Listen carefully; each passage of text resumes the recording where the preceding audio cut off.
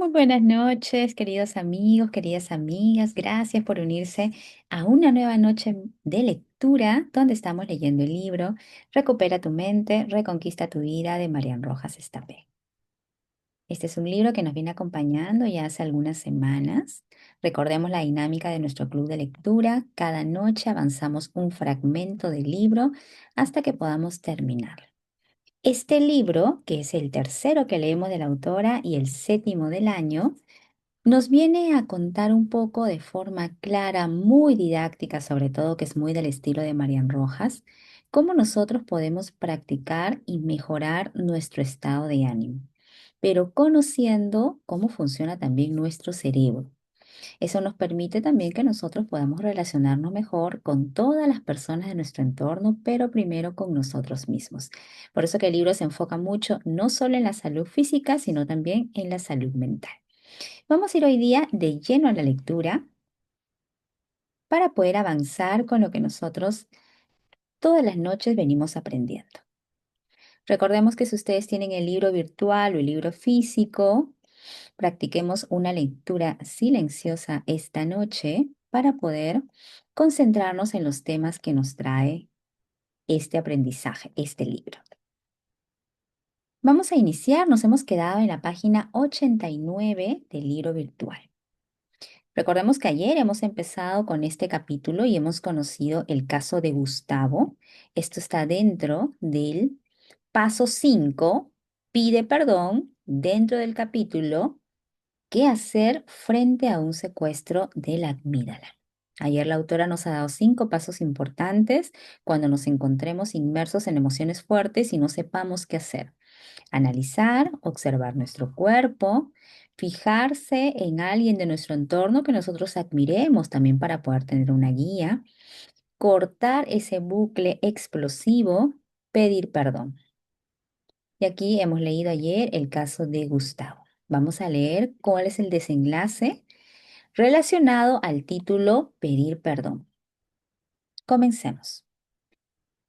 Muchas personas, solo con tener la seguridad de llevar en el bolsillo esa medicación, logran sobreponerse al ataque de pánico sin necesidad de tomársela, ya que van postergando la toma en la convicción de que, en última instancia, la pastilla les ayudará a superarlo, lo que consigue que finalmente puedan llegar a controlar esos ataques sin auxilio de fármacos.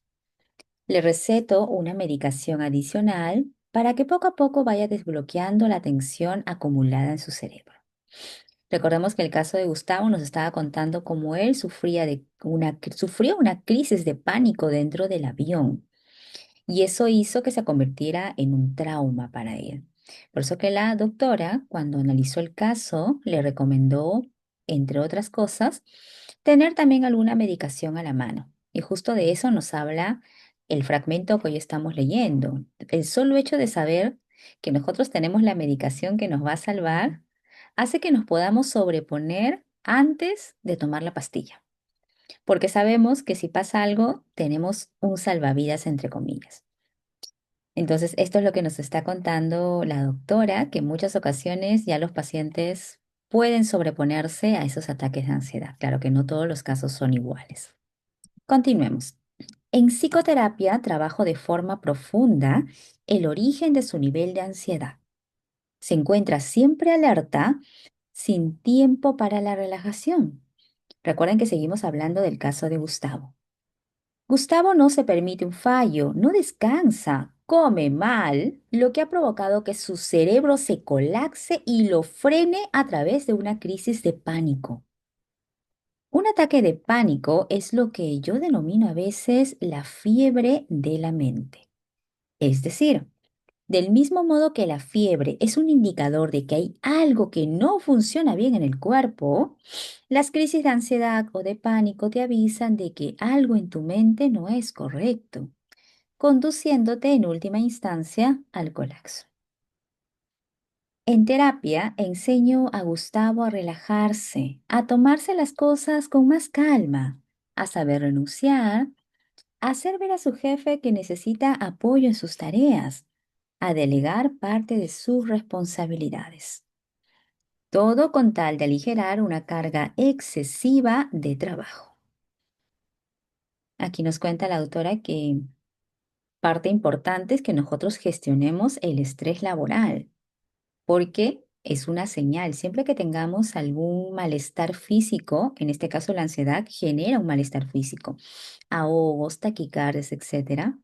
Esto hay que poder primero ir a la raíz y segundo tener herramientas para poder gestionar estos colapsos que se pueden mostrar e ir al meollo, ir a tu vida diaria. Es algo que se pregunta siempre en terapia e inclusive yo también lo pregunto en mis sesiones de coaching cuando trabajamos algún tema emocional o algún tema de comunicación, que nosotros primero veamos cómo es nuestra rutina diaria. ¿Qué haces tú en tu día?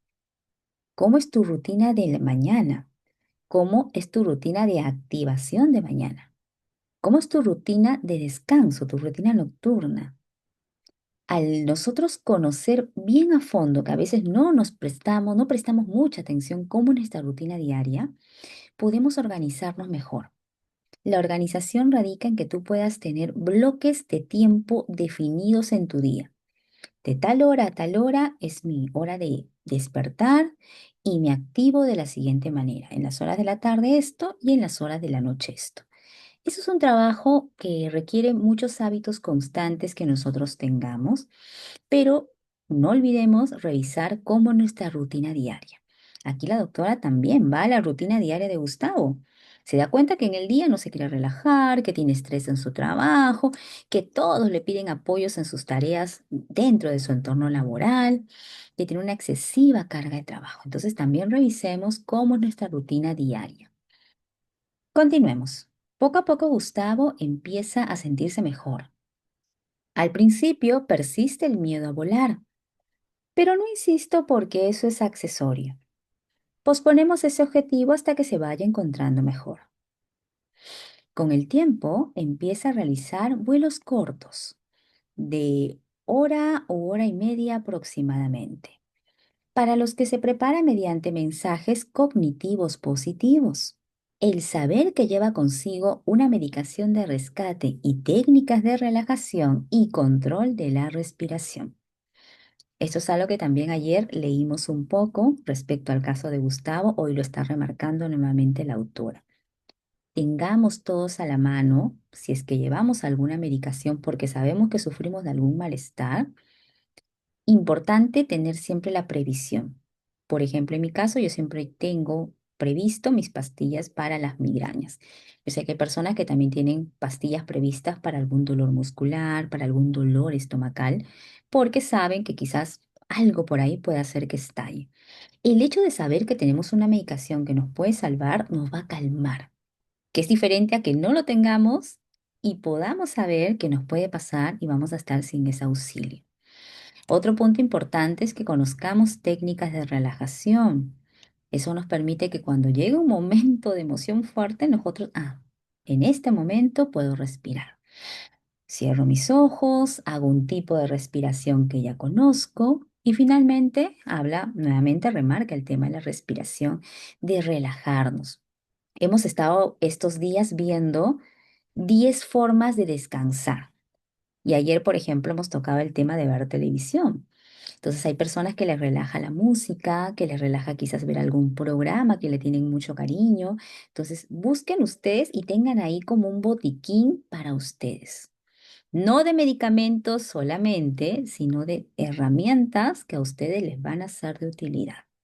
Aquí la doctora se lo está recomendando a Gustavo, que es el paciente del que ayer contamos el caso, que sufre pánicos por un trauma que sufrió en un avión, en un vuelo. Mediante estas técnicas y la seguridad que le aporta llevar consigo la medicación de rescate, que solo ha necesitado tomar en 2 ocasiones en un año de tratamiento, Gustavo va encontrándose mucho mejor y ya se sube a aviones sin excesivas complicaciones y su cuerpo poco a poco va recuperando la calma.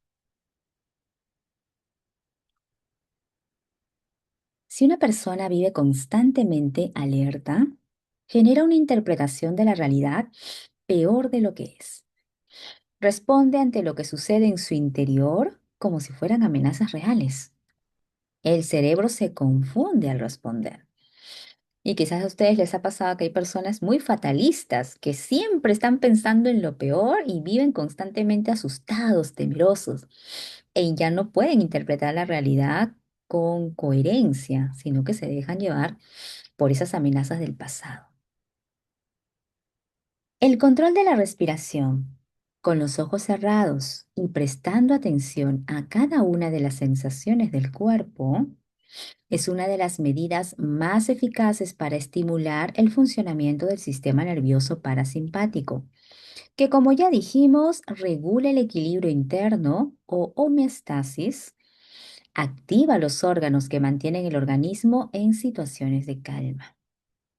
Glándulas salivares, estómago, páncreas o vejiga, e inhibe aquellos que preparan al organismo para las situaciones de emergencia o tensión, el iris, corazón o pulmones. Cuando uno consigue mantener su atención enfocada en la respiración, en el presente, en el aquí y el ahora, desechando cualquier pensamiento que le dirija hacia el pasado o lo enfoque hacia el futuro, va logrando poco a poco, con cada respiración, relajarse y recuperar la serenidad y la confianza perdidas. Qué importante es la respiración, ya lo hemos conversado en ocasiones anteriores. Incluso varios autores remarcan que tenemos que aprender a respirar. Continuemos. Unas sencillas claves para afrontar tus miedos y la ansiedad son, vamos a leerlas y cuál de ellas nosotros estamos aplicando o podemos aplicar ya de manera inmediata. La primera clave es que tú aprendas a reconocer tus miedos. Sé consciente, no los anules, no los ocultes. Toda emoción reprimida retorna por la puerta trasera y puede ser el origen de heridas, sufrimientos físicos y psicológicos. Por eso, cuando pase algún miedo, algún temor, no hagan caso cuando le dicen, ya olvídate de eso, sigue adelante. No, no nos olvidemos de eso, no lo escondamos. Tomemos una pausa, un momento a solas. Seamos conscientes por qué está pasando ese miedo. Realmente está sucediendo por algo. Porque si no, va a quedar escondidito en nuestra mente, en nuestro corazón, en nuestro cuerpo y vamos a sufrir consecuencias tarde o temprano. Estamos en una muy buena época del año, siempre lo repito, porque es justo un momento de mucha reflexión. Nos ponemos a pensar qué hicimos en el año, cómo se está acabando ya los meses. Entonces, no perdamos la oportunidad de coger un cuaderno, una libreta y poder anotar cuáles son los miedos que me han acompañado este año y cuáles ya no me quiero llevar para el próximo año. Continuemos. La segunda clave, súper sencilla, es saber que el miedo se supera sintiéndolo y dando un paso adelante. El miedo se vence cambiando. Qué bonita frase, les sugiero que las anoten en su libreta. El miedo se vence cambiando. Si no cambiamos, no hay movimiento y todo sigue igual.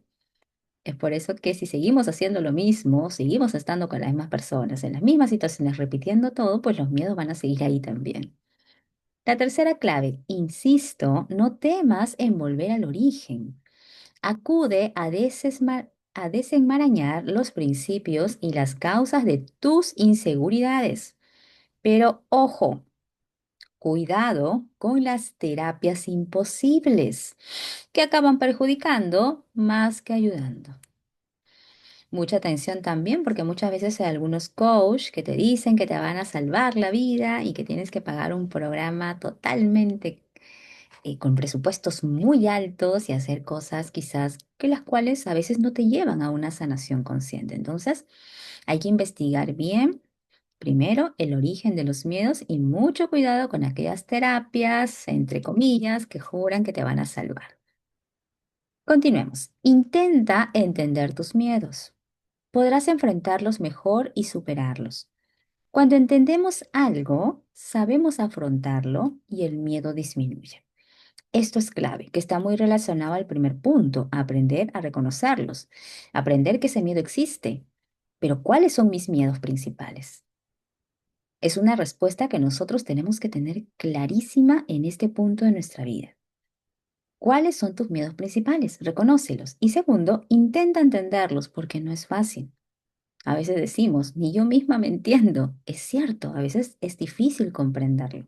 Entonces, intentemos entenderlos para enfrentarlos y superarlos. Otra clave sencilla es, el miedo siempre va a existir. Esto es cierto, el miedo siempre existe. Así que cuando ustedes escuchen la frase, con todo menos con miedo, es falso. Con todo y con miedo lo haces, porque el miedo siempre va a existir. Aprende a ser optimista y encuentra la salida al bucle tormentoso de pensamientos que te bloquean.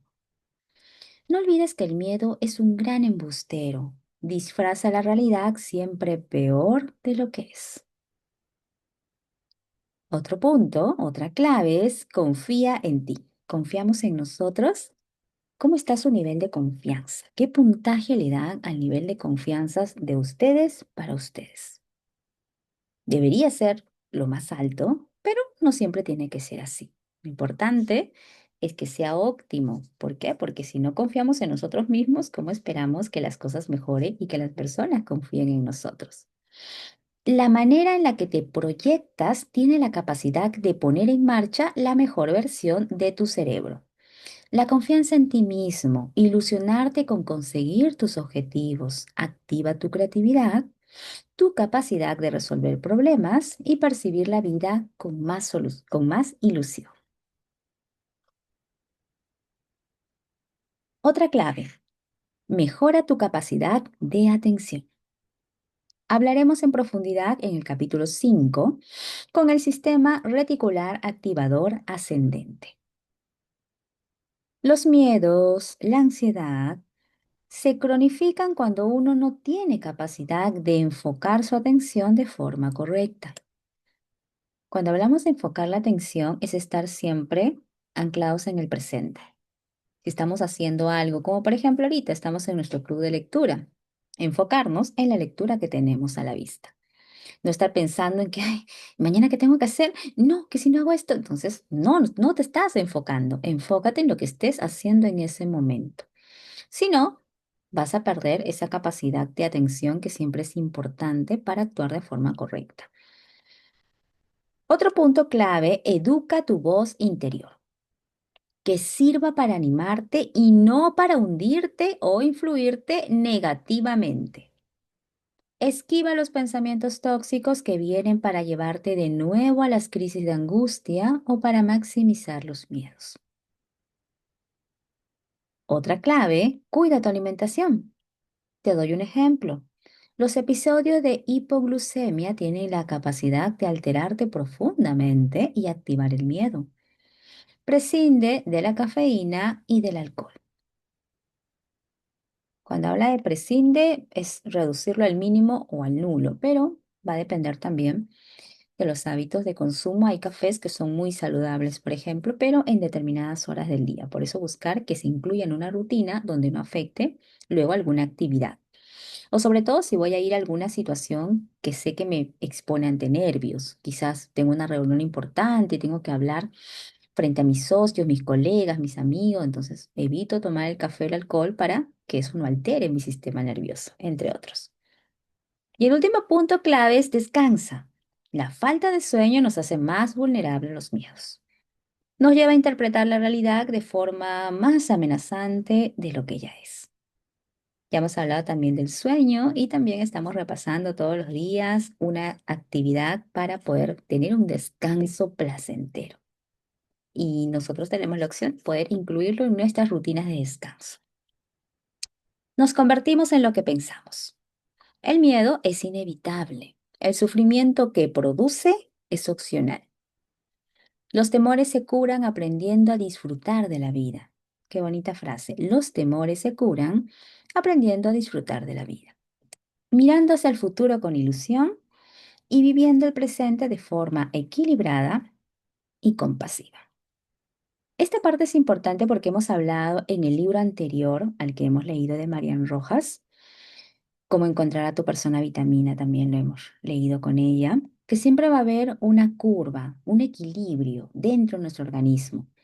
Nos va a pasar cosas buenas por el exceso de la dopamina y luego El mismo organismo lo tiene que equilibrar con algo de repente no tan bueno, con alguna situación crítica, que siempre va a haber.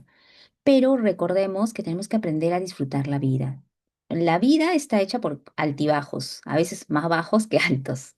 Entonces tengamos a la mano nuestra caja de herramientas de momentos que a nosotros nos llenen de felicidad.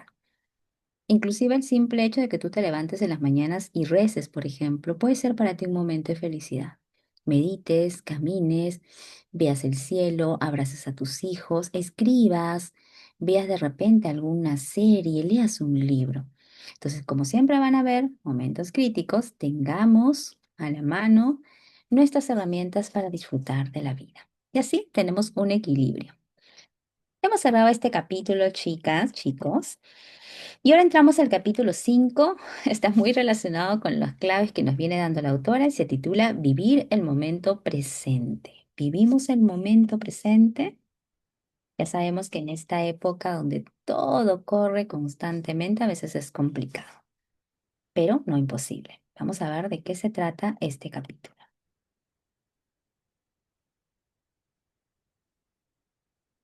La felicidad no es lo que nos pasa, sino cómo interpretamos lo que nos pasa. Depende de la forma en la que asimilamos una realidad y nuestra capacidad de orientar o enfocar dicha asimilación es la clave para poder ser felices. Voy a repetir esta parte.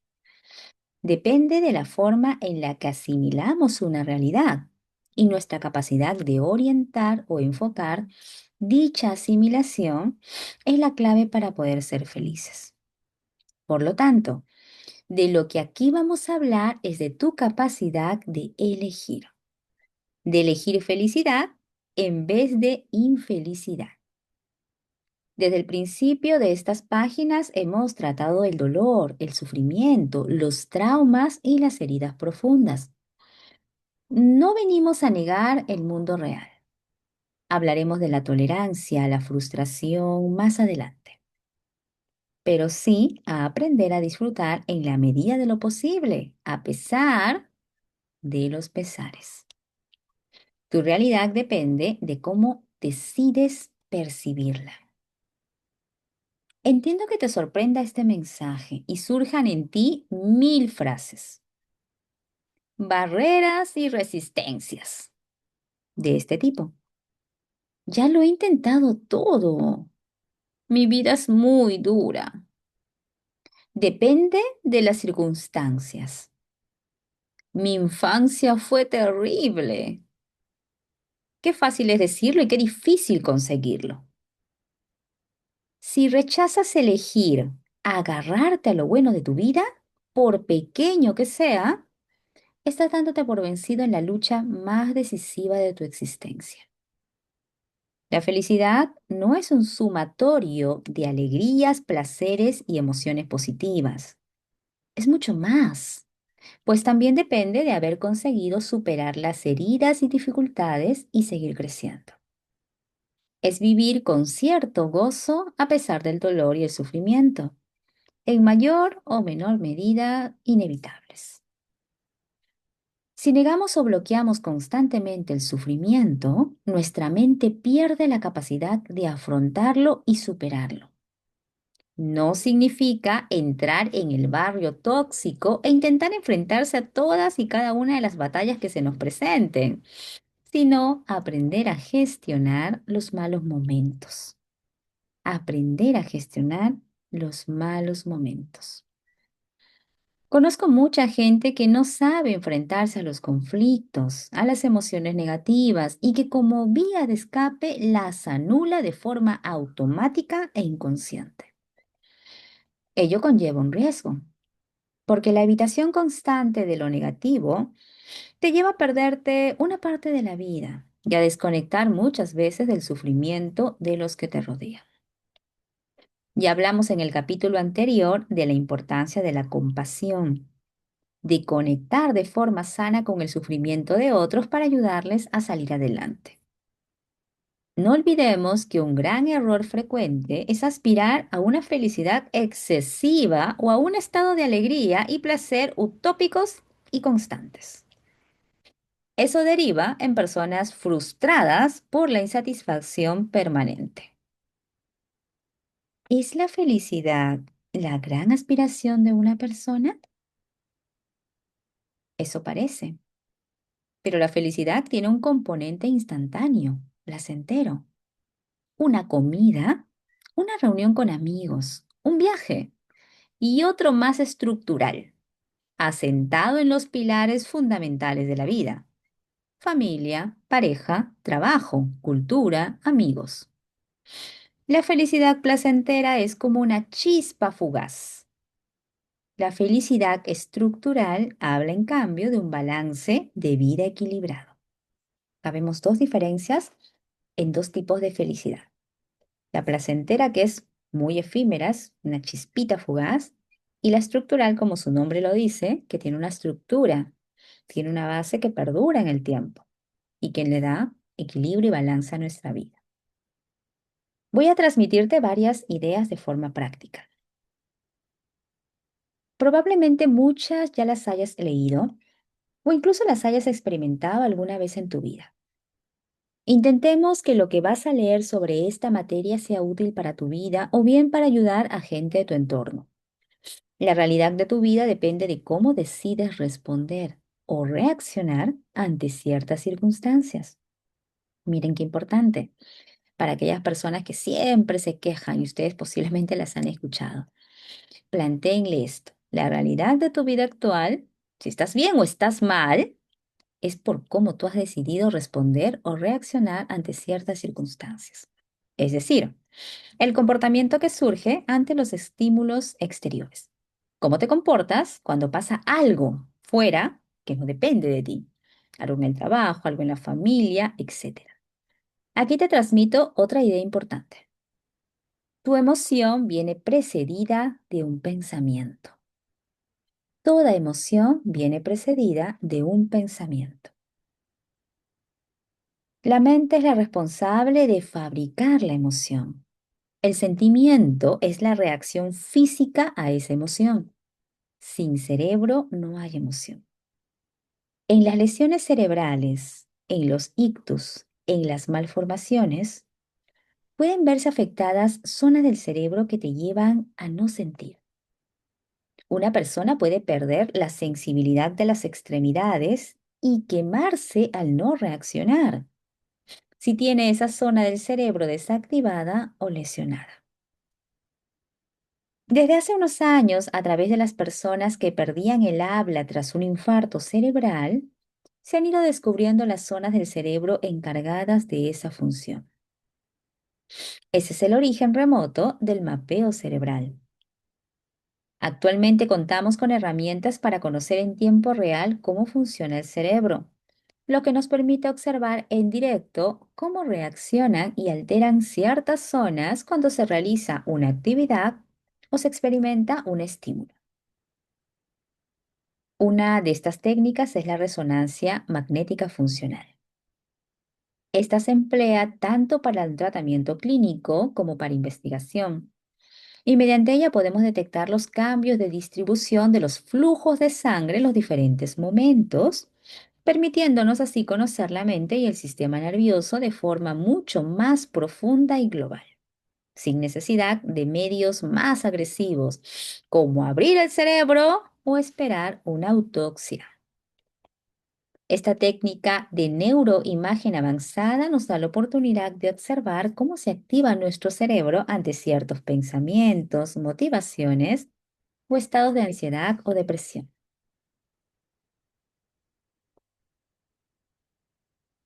Ahora vamos a leer uno de los descubrimientos más fundamentales. Cada pensamiento genera un cambio mental y fisiológico. Cada pensamiento genera en ti un cambio mental y fisiológico. Insisto en esta idea en varios momentos del libro. No lo olvides, porque si eres de aquellos que sufren, que pierden el control de sí mismos, que quieren conocerse mejor, entender este procedimiento te va a ayudar mucho. Desde pequeños contamos con conceptos autoimpuestos o que hemos asimilado sobre nosotros mismos. Por ejemplo, soy impulsivo. Yo siempre he sido así. Mi padre era igual. Soy muy nervioso. Odio las masas.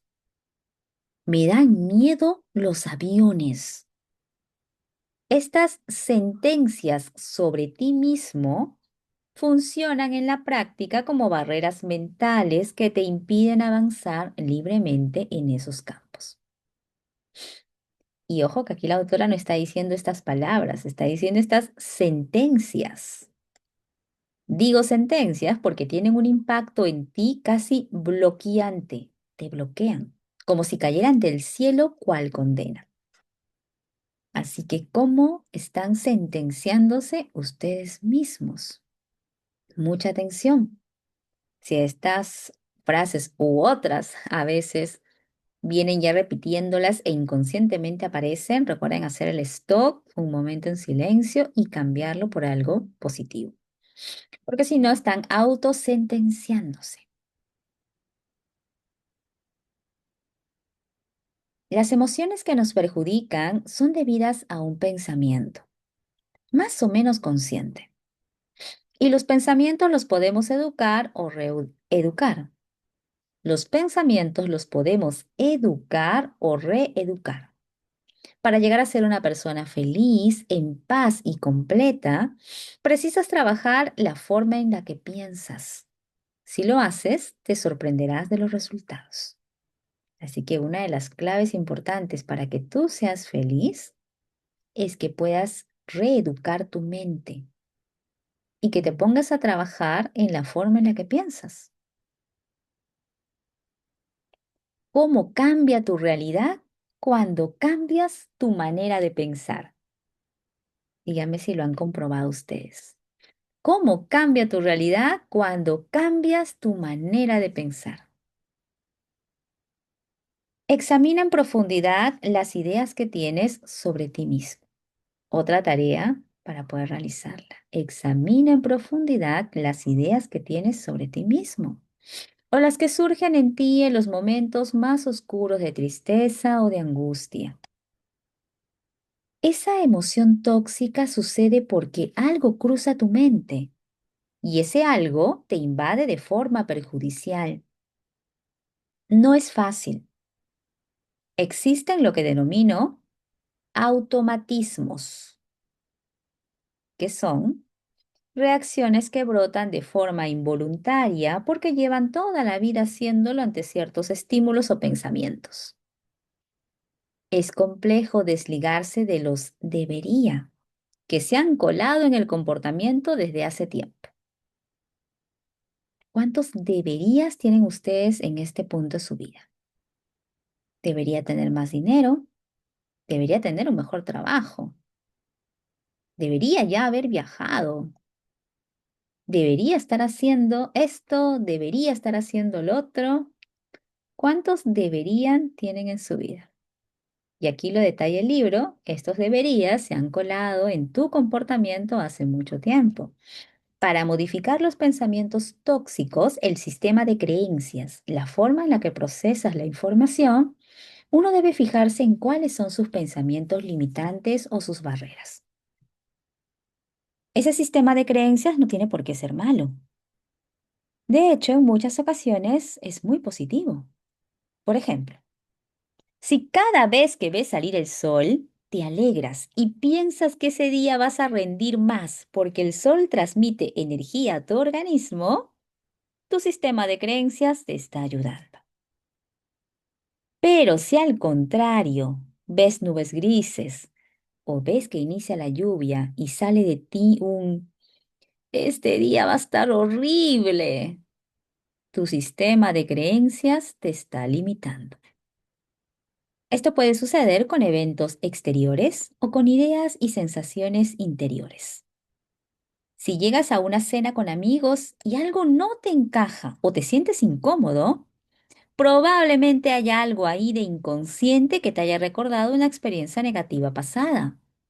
La comida, alguna persona, la distribución de las personas en la mesa, un olor. Podemos educar la mente y regular nuestras emociones. Podemos educar la mente y regular nuestras emociones. Pensemos, por ejemplo, en ir en bicicleta. Cuando uno se sube a la bicicleta por primera vez, en general usa rueditas laterales para evitar caerse. A medida que uno le pierde el miedo, se atreve a coger más velocidad, a bajar cuestas e incluso a soltar una mano del manillar. Un día, quitas las ruedas accesorias y luchas contra el equilibrio. Piensas que no podrás, que te caerás. Y quizás así suceda, pero de golpe lo has conseguido. Puede que pasen meses o años y subas de nuevo a la bicicleta.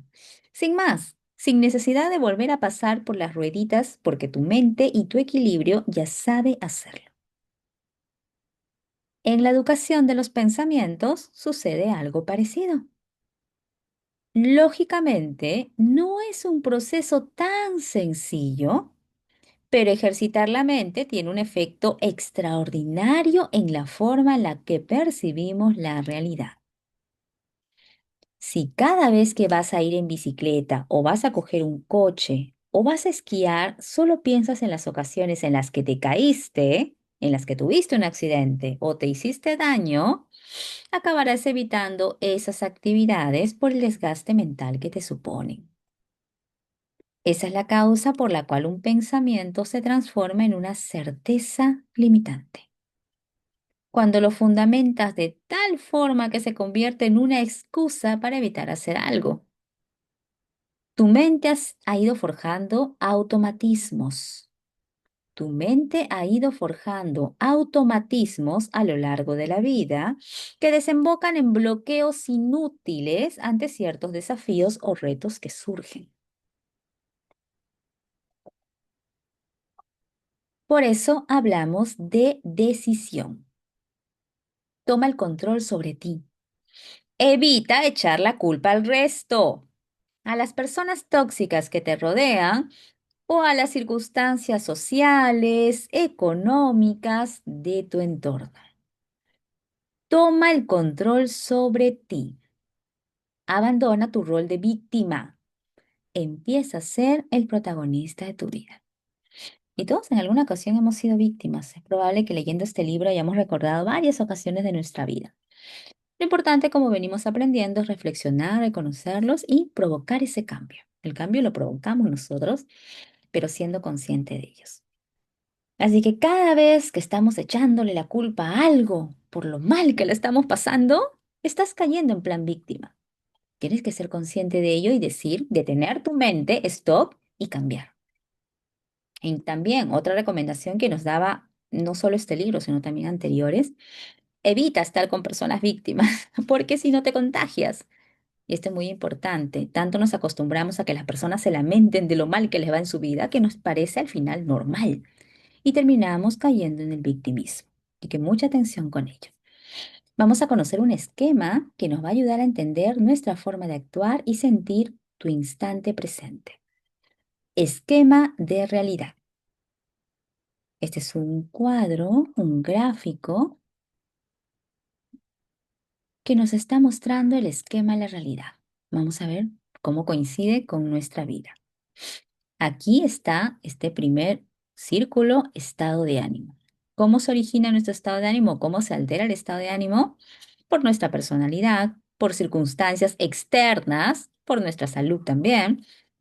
La actitud que le ponemos, drogas, sueño, bioquímica. Y ese estado de ánimo que nosotros tenemos genera una respuesta. Si es bueno, va a ser creativo. Vamos a ser creativos y vamos a solucionar problemas. Ese estado de ánimo se alimenta de información exterior y de cómo interpretamos la realidad. ¿Cómo interpretan ustedes su realidad? Si quizás para ustedes la vida que tienen actualmente les hace ser felices, perfecto. Pero hay personas del entorno que te van a decir, ¿cómo vas a vivir así? ¿Cómo vas a estar bien así? ¿Cómo te sientes bien de esa manera? porque esas personas interpretan la realidad de otra forma, por eso que sufren porque nunca se sienten satisfechos. Entonces, muy importante con la información que recibimos y lo básico es cómo interpretemos la realidad.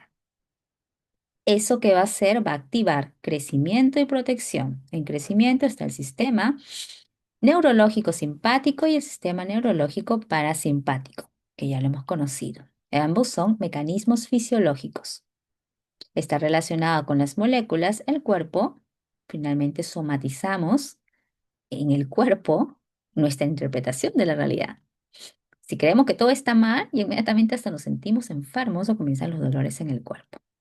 Esto está relacionado con el cerebro, con la membrana celular epigenética, general epigenética. ¿Cómo interpretamos la realidad? Depende de nuestra capacidad de atención, que estemos atentos a lo que está pasando en nuestra realidad y también a nuestro sistema de creencias, a esas creencias que acabamos justo de repasar hace un instante. Acá nos detalla la autora, tras recibir una señal del exterior, reaccionamos e interpretamos la realidad dependiendo de tres factores. El primero, nuestro sistema de creencias. ¿Qué es lo que tú vienes creyendo? Que te dieron como indicación padres, amigos, maestros del pasado, y que quizás tú vienes repitiendo a modo de frase o a modo de acciones. Tu estado de ánimo. Y finalmente, nuestra capacidad de atención y percepción de la realidad. Tras esa interpretación, el cuerpo responderá en modo de alerta o en modo de protección. Sistema nervioso simpático o parasimpático, afectando la mente y al organismo. Entremos a analizar con detalle cada una de ellas. Aquí está el cuadro, nuevamente, estado de ánimo, y vamos a empezar a analizar el sistema de creencias. Pero esto lo vamos a dejar para mañana, chicas. Ya hemos visto el cuadro general y la autora nos va a explicar bloque por bloque, mucho mejor todavía para poder entender con mayor claridad lo que nos da este cuadro. Bastantes detallitos aquí, así que no nos asustemos. Vamos más bien a esperar mañana la continuación de la explicación de este diagrama que es un esquema de la realidad, de nuestra realidad. Y eso nos va a permitir cada vez conocer más a fondo qué está pasando en nuestro interior, por qué sucede y, como lo titula el capítulo, qué hacer frente a esas situaciones. No somos ajenos de sufrir inclusive un secuestro emocional o de no saber gestionar emociones o no solamente nuestras, sino también de las personas con las que nosotros venimos día a día comunicándonos, tratándonos. Espero que les haya gustado la lectura de hoy.